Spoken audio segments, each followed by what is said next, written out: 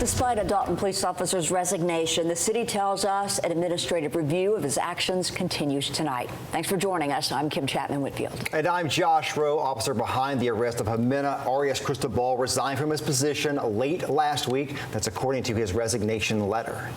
His name is Leslie Allen O'Neill, and in his letter he claims there had been public and false claims about Arias Cristobal's traffic stop and her arrest for driving without a license. In his letter, O'Neill claims the police department has done nothing to defend him.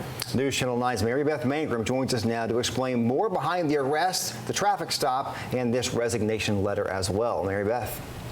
Josh, Kim, we first learned Officer O'Neill pulled over the incorrect truck just over 2 weeks ago. He's now resigned from the Dalton Police Department, and that resignation letter we obtained says those charges against Arias Cristobal were dropped, quote, without explanation.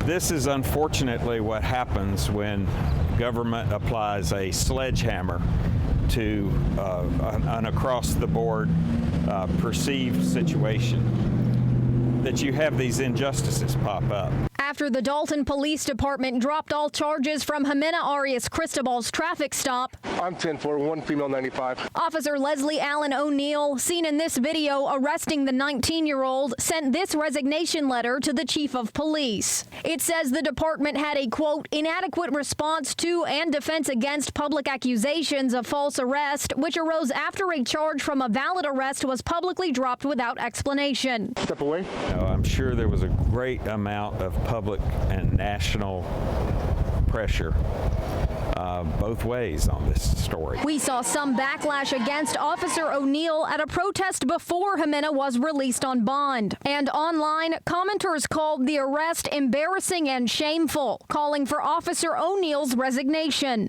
A woman who calls herself Officer O'Neill's life partner first posted on social media asking other departments who are looking for officers to reach out to him. She wrote, quote, "It is indeed possible to advocate for fair immigration policies while simultaneously supporting the critical role of law enforcement in upholding the law." A spokesperson for the city of Dalton tells us the department doesn't comment on personnel matters. If the original stop was invalid, then the government can't benefit from things they found out after an illegal stop. Go ahead and turn around for me. You have to go to jail by the state of Georgia.